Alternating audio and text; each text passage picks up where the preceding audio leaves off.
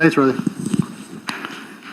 Defense is ready, Your Honor. Just prior to the jury coming in, as we mentioned, there were some additional materials we received earlier this week, and by agreement of the parties, we will have a one-page AFTE General Rifling Characteristics database document marked as Defense 60. No objection? Okay. It'll be so honored. Anything else? That's all. Okay. Let's bring in the jury.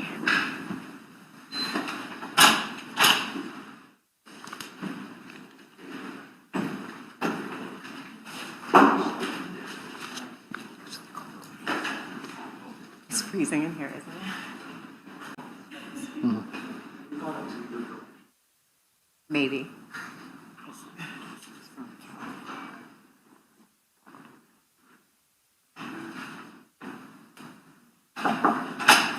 Your Honor, the accused are entering the courtroom. Thank you.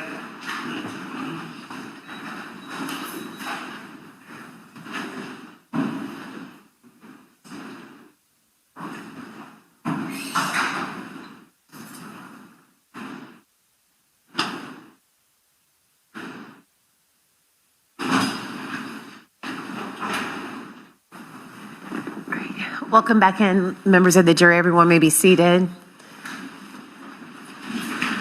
Mr. Mizrahi, call the next witness, please. Daniel Hausdorff. Daniel Hausdorff.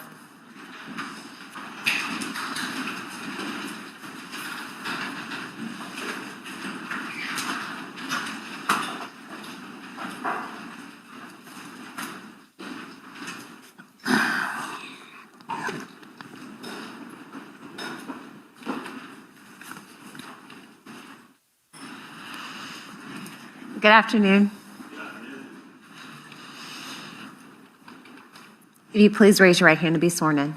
Sir, do you solemnly swear or affirm the testimony you're about to give will be the truth, the whole truth, and nothing but the truth? So help you God. Yes, sir. All right, this way, please.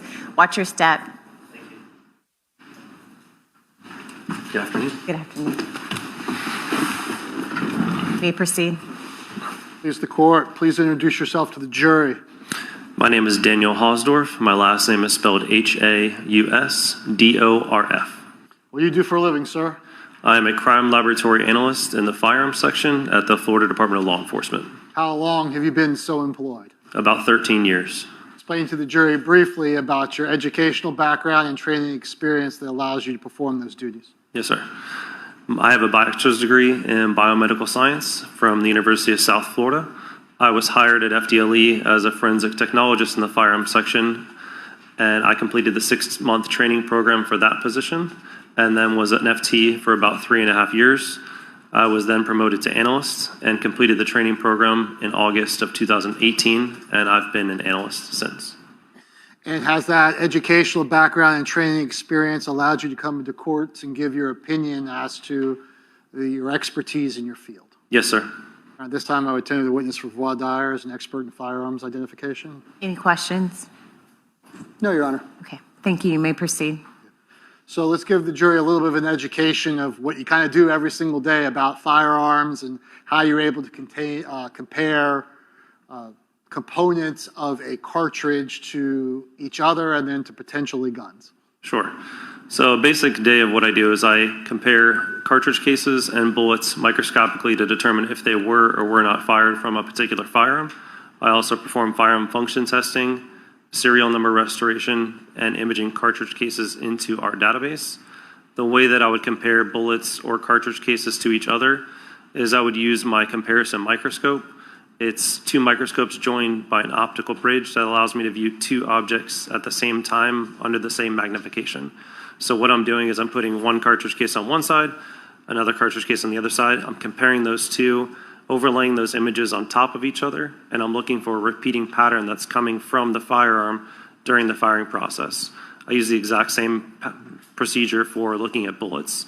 If they have the same pattern, I would determine they were fired from the same firearm. If they don't, that's when I can eliminate from the same gun.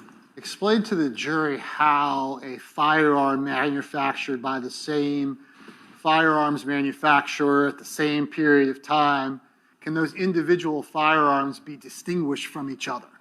So when a firearm is being manufactured, The way that those unique characteristics are imparted to the firearm are during the manufacturing process. If you think about the barrel itself, it's going to have to be drilled, it's going to have to be reamed, it's going to have to be rifled. All of those tools are creating an immense amount of pressure within the barrel, and they're forming what's called chip formations as it's removing or displacing the metal. Those chip formations are creating unique microscopic imperfections within the barrel and various other parts of the firearm itself. And those unique surface imperfections are being imparted to the bullet or the cartridge case during the firing process. The barrel or other various parts of the firearm are harder than the metal is used for cartridge cases and bullets. So those unique imperfections or scratches are going to be transferred over to those components. And I'm looking at those on the scope to determine if they have the same pattern as test fires that I would create or multiple pieces of evidence that I would compare to each other. So is this scientifically accepted in the community? Yes, it is. Make these kind of comparisons? Yes, sir. For how long has various laboratories been doing this kind of work? Over 100 years.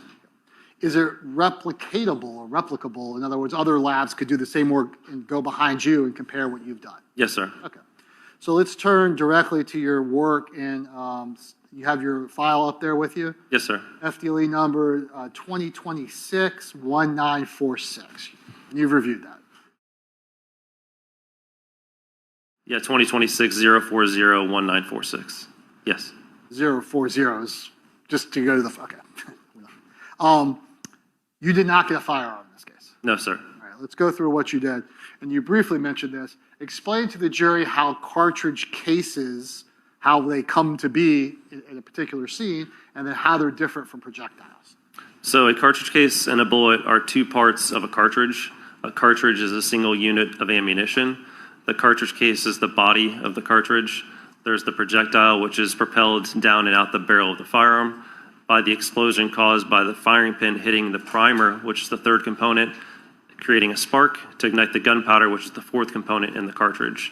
When a gun is fired, that cartridge case is typically, in a semi-automatic firearm, automatically extracted and ejected out of the firearm. The bullet is propelled down the barrel and out the barrel of the firearm. When a cartridge case is expelled from the firearm, do they typically go in a pattern that is similar? Not typically, no. So they go out of the firearm and they can kind of bounce around and go anywhere? And depends on how you're holding the firearm and where you're shooting from, a lot of different variables, yes. And I know the jury's probably seen this from movies and things, but when the cases get expelled from the firearms, are they going hundreds of yards on their own? No.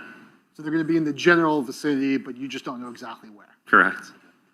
So then once you can compare those cartridge cases to each other to see if they're fired from the same firearm, how about the projectiles? Can you compare those projectiles to the actual casings? No, sir. Explain why not. So when the cartridge case expels the bullet from the firearm, any markings that would be left behind from the bullet being removed from the cartridge case are going to be overwritten by the markings that are left behind from the barrel. So there's nothing for me to compare it to. Okay. So there's kind of two different components when you have a case where you have projectiles and casings. Is that Yes. fair? They're basically a separate entity when I don't have a firearm to compare it to. Okay. And in this case, you did. Correct. So let's go first with the casings. Were you able to perform any analysis on the 4 10-millimeter casings that were provided to you? Yes. How do you know they're 10 millimeters? They have 10 millimeter written right on the head stamp. Is that a clue? It's a very good clue. Did you also notice other things that made it indicate it was a 10-millimeter shell casing? The size, the diameter, and everything that goes along with the 10 millimeter cartridge case, yes. Were you able to microscopically compare each one of those 4 casings to determine whether or not they were fired from the same firearm? That's correct, yes. And were they? Yes. They approached the witness. Yes. I'm showing you it's been entered into evidence is States Exhibit 88A, B, C, and D. And I just want you to look at those and make sure that those are, of course I mixed it up. There's 88D, 88C, 88A, and 88B. Okay. Are those the 4 cartridge cases, 10-millimeter cartridge cases that you compared to each other? Yes, sir. And that they all matched? Yes, sir. And may I publish those in actual display formula? Yes.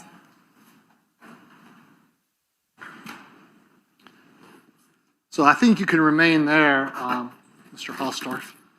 But when we talk about the shell casings, we're talking about the pristine cylindrical cartridge cases. Yes, the I guess- 4 on the left there. Pointing to it here. We see other things that are more damaged. Is that going to be the projectiles? In this case, yes. Is it common to have your projectiles be somewhat damaged and have your cartridge cases be pristine? Yes. And I guess that's obvious. Why is that?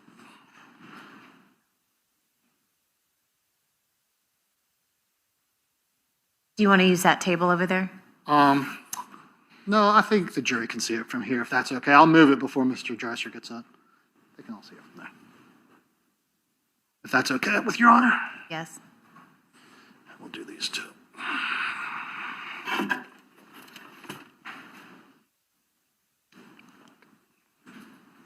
forgot what my question was. Why? Why do they get damaged? Typically on what they hit, obviously it's going to be something harder than what the projectile is. If it hits a person, car, wall, it's going to create damage to that projectile. In identifying those 4 cartridge cases, were you also able to make an opinion as to the class characteristics of those cartridge cases? Yes, they are typically fired in a Glock firearm based off the type of class characteristics that are left behind on that cartridge case. So can you say 100% it's a Glock? No, sir. But it's just, Consistent with. Yes. so all 4 of those, they're all 10 millimeters 100% though. 100% yes. And it matches or is consistent with a Glock. Yes, sir. Now, did some of the projectiles that you were given, were they too damaged for any type of evaluation? Yes, they were. And describe, is that common? It is common depending on the evidence that I receive. Sometimes there can be a fragment of the projectile that breaks off. It might not even be a part of the projectile that was even in contact with the barrel. It could be something inside the core of the bullet itself. It could be too damaged to have any of the markings from the firearm still be on that fragment or projectile. All of those things can inhibit my analysis to what I actually can see. Okay, so I guess we'll start with the stuff that's inconclusive and then go to the conclusive things with regard to the projectiles. Okay? So I think there were 3 different things that were, I guess, either inconclusive or had no value for microscopic comparison. And the no value for microscopic comparison was items 7B and 8. That's correct, yes. And then the items that were inconclusive were items 5 and 7A. That's correct. Let's just have a look at those so the jury can see what you're doing. First of all, the ones that just had no value are going to be States Exhibit 93A. Is that accurate? As far as 7B on this one, yes, sir.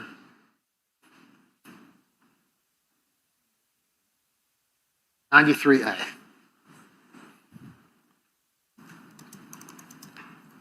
So it kind of just looks like a hunk of metal. Is that fair? Yes, sir. And then States 93B and 89A were those ones that were not, they were inconclusive. Number 5 was inconclusive, and number 8 was no value.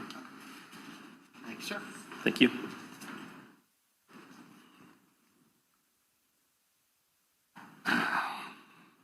So you were able to take 2 projectiles and actually match them to each other.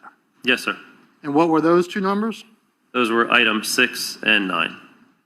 And I'm showing you what's been entered into evidence as States Exhibit 89B, which corresponds to number 6, and States 93C, which corresponds to 9. Am I accurate in that? Yes, sir. So let's show the jury in 93C.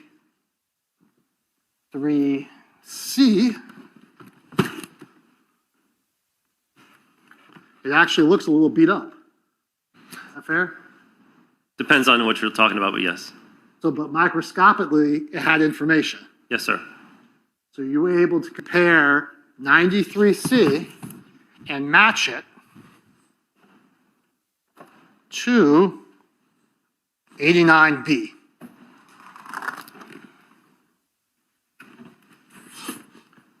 Which is going to be at the bottom.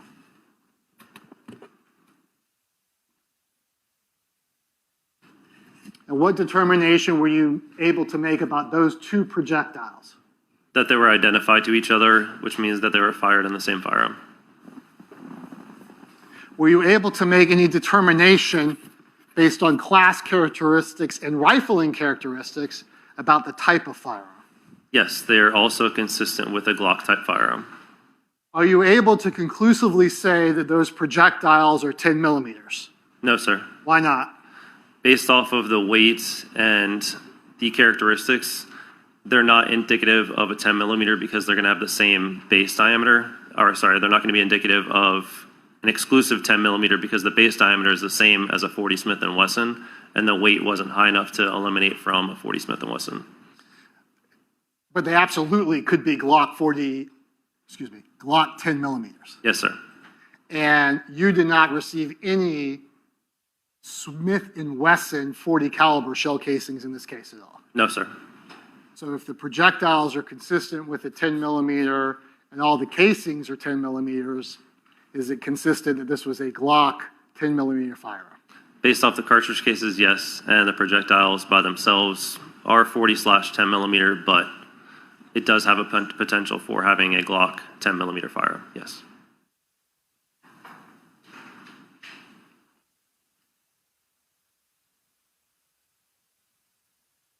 Well, he don't know that. Anything else? That's all the questions, Joe. Thank you. Cross-examination. Briefly. Good afternoon. Good afternoon.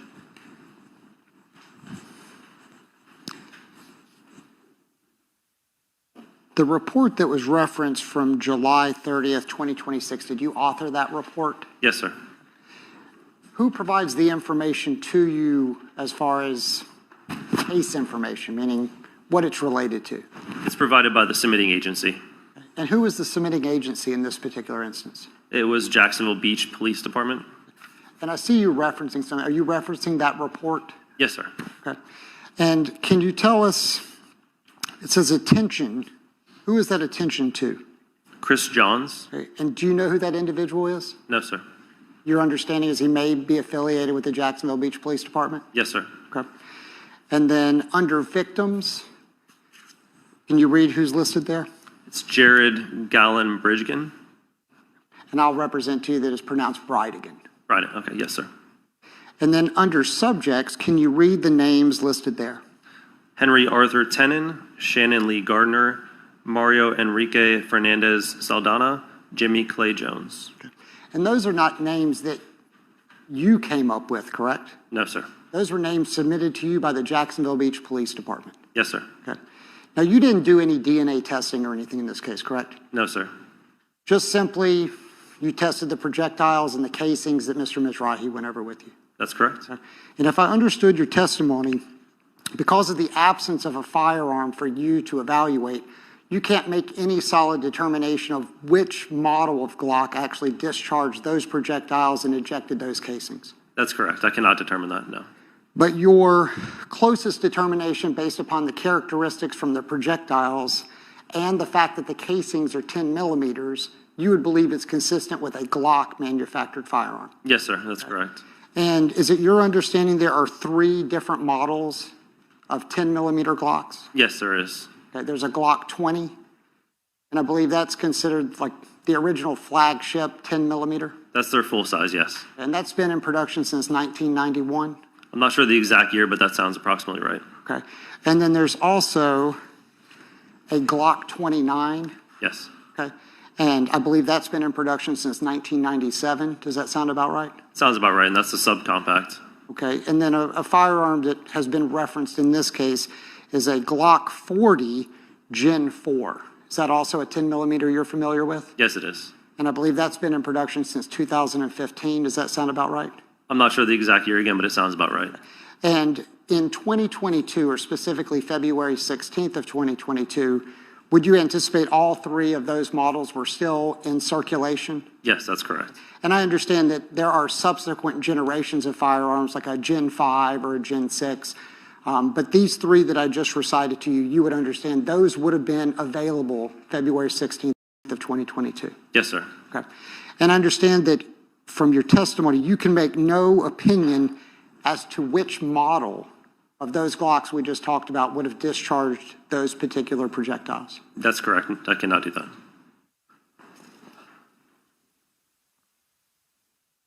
And you weren't asked to provide any type of determination of who would have discharged those projectiles. No, sir. And you certainly weren't asked to draw any conclusion of who would have been responsible for this particular offense. No, sir.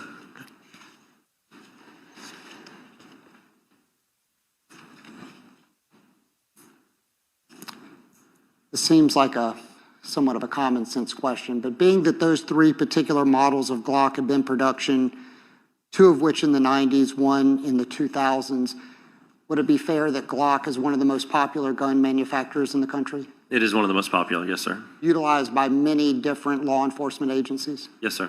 Not necessarily the 10 millimeter, but that manufacturer is a for-profit business, That manufacturer is one of the most popular firearms. Yes. something that you see a lot of. Yes. Fair to say that there are thousands, if not tens of thousands, of those particular models of firearm? That's fair to say. Yes. May I have just a moment, Your Honor? Yes.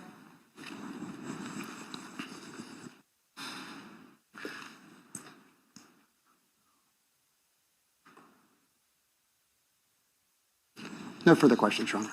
Any follow-up? Yes, Your Honor. I know defense counsel was clear about the fact that Glock makes lots of other firearms in addition to a 10 millimeter. That's correct. What are their most popular calibers? Most popular, in my opinion, would be 9mm Luger or 40 Smith & Wesson. A 10 millimeter is less popular than that. Correct. I want to talk a little bit about the timing of everything, and we've kind of glossed over that. When you do your work, does it take time? Yes, it does take time. Do you have a lot of work to do? Yes, sir. When the jurors may be familiar with TV programs where you get ballistics reports in about 10 minutes during a commercial break. Is that real life? It's not like real life, no, sir. And in this particular case, you got the submission to you to analyze this in April of 2026? I believe so. Let me double check. Yeah, check that. Yes, sir. And your report's dated July 30th of 2026. That's correct. Is that kind of a typical turnaround, or is that a little quick? That's about the same time. Depending if it's a rush case or not, we might prioritize the case sooner. In this case, it was given to me just before July, actually. I think right around about that time. And so is that kind of time frame true throughout FDLE? In other words, it takes you all time to do your work. Yes, sir. That's all the questions I have here. All right, Nothing further. okay. May this witness be excused? He is excused, Your Honor. All right, thank you so much. Thank you, Your Honor.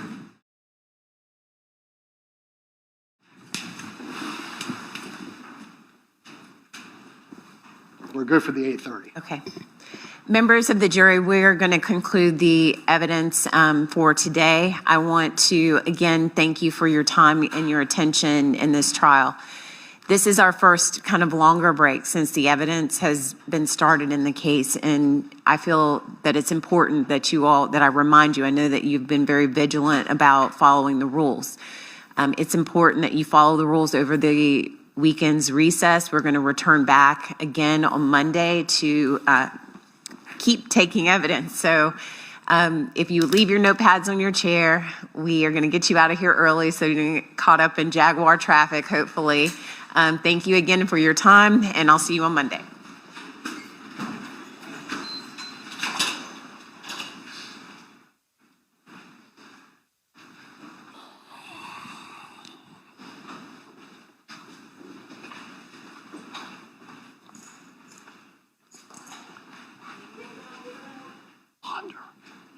Ponder.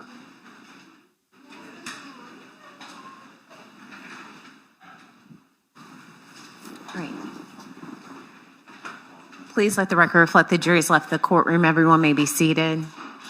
Officer Lim, juror number 4 has her pad turned up and with the notes open. Can you turn it over? Any others like that? Okay, thank you. All right. My understanding is that we were going to do a proffer. Is that correct? Do you need a second to get situated? I'm ready, we're just waiting on the witness. All right, so we'll just be in holding pattern. I was supposed to let Woody know with enough time, and Okay, I got busy doing a witness. all right, no problem.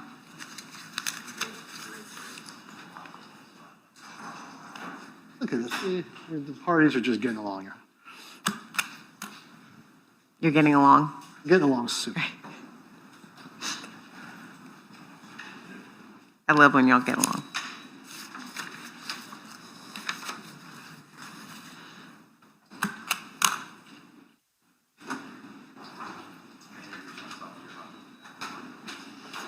What?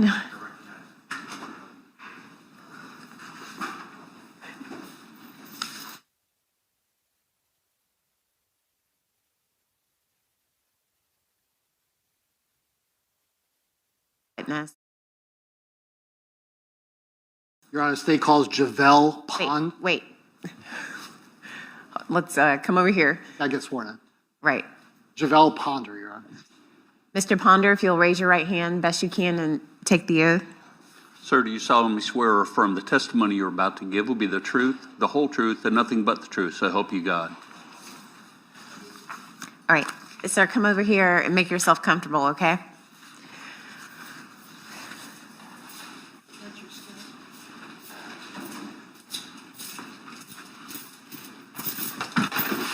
Can I see the lawyers at sidebar just momentarily before we start?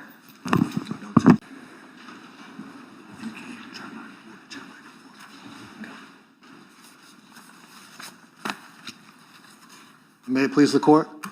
Yes. Mr. Ponder, are you able to pull your mask down for us? Like all the way down? All the way down so we can hear you good. The jury's not here, so you can kind of be at ease, but I need to ask you a few questions, okay? Yes, sir. So obviously, I'm going to kind of lead you through some of the background stuff so we can get to the meat of it. You're in jail, correct? Yes, sir. And you are an 8-time convicted felon, and you have 2 crimes of making a false statement. Yes, sir. And you have pending a number of different charges, including trafficking in MDMA, aggravated fleeing, tampering, another fleeing, and 6 counts of child abuse. Mr. Mizrahi, why is that important? And just get to it. Mr. Dreiser and I discussed that. We put some of that on the record, so he didn't have to cross on those things. Why would you for this one? Those are the Can we please get to it? That was the extent of my questions, Your Honor. All right. I did that, so I did. I want to talk to you. Do you know who Mario Fernandez is? Yes. You see him here in court. Yes. Say where he is? Yes. Where? Oh, over there. On the record. Voice up so I can hear you, please. Keep your voice up. Sit up straight. You can face up. I was trying to put the thing closer to me. They said no. Well, pull your body. I can't. That's why I was trying to put it. Officer Combs, help him, please. There we go. Thank you, Mr. Potter. So I want to turn your attention to the summer of 2024. Were you in the Duval County Jail with Mario Fernandez? Yes, sir. Explain to the court how you went about meeting him. I came to jail. And they put me in 4 East. Put me in the dorm with them. 4 East 4. Okay.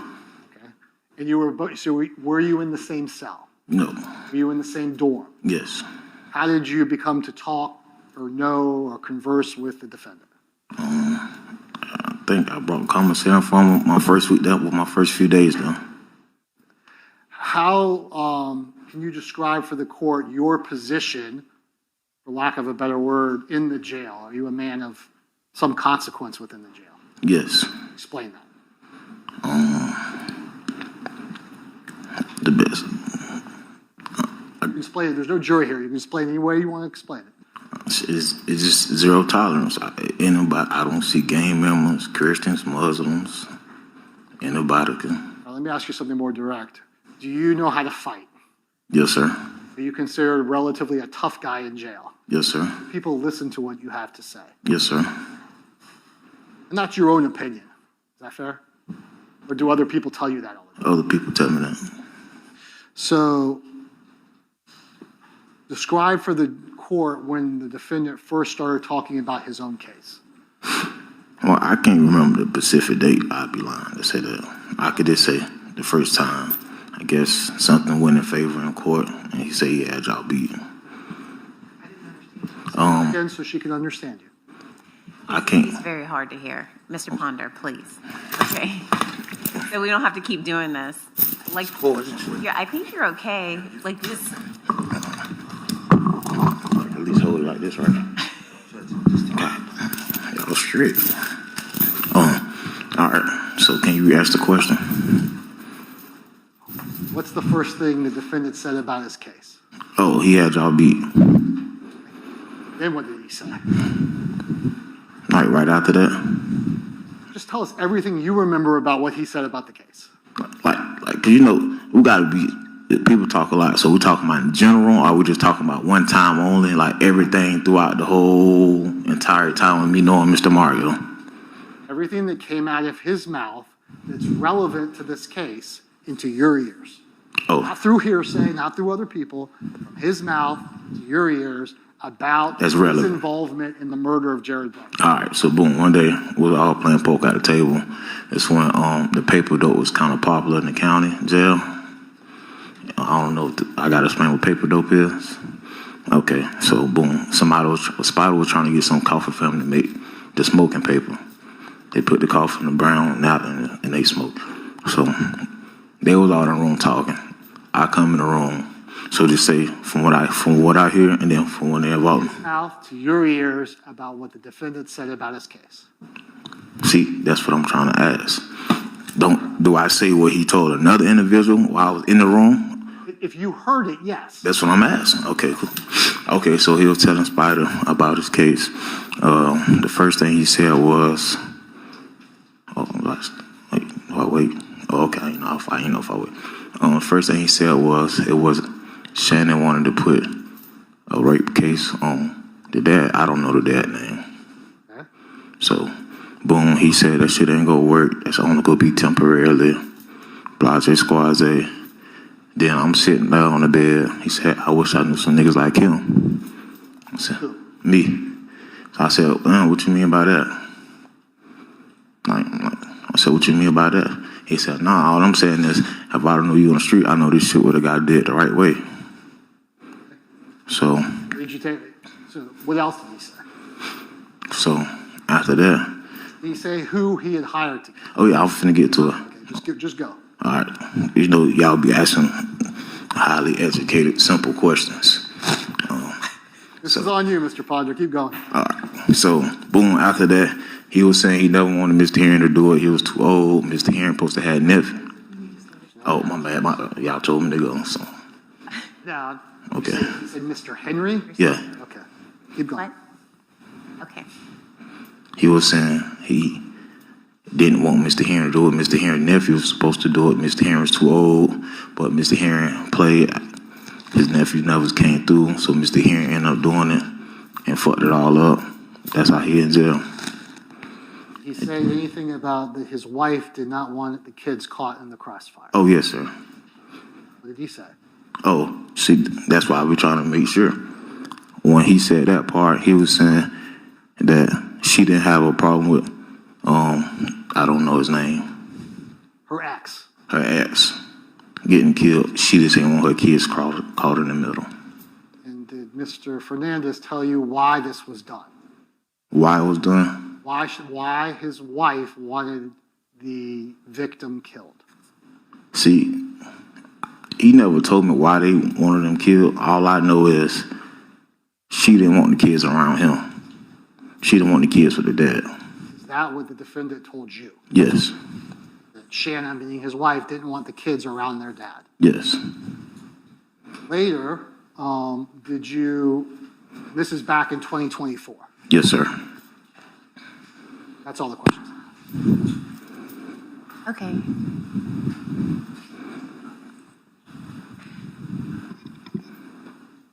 Could I clarify? It didn't come up on the transcript. To me, I think that might have been important. Did he say something about Shanna wanted to put a rape case? Yes, repeat that again if we missed it. Yes, she wanted to put a rape case against the dad. Against the dad? Yes. Okay, that's what I missed. That was her idea. What did Mr. Fernandez say about his wife's idea to put a rape case on the dad? You said that shit won't work. It would be on a temporary.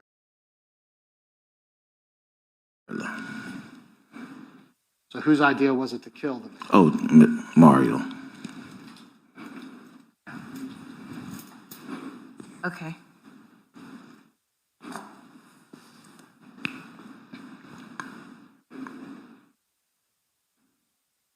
All right.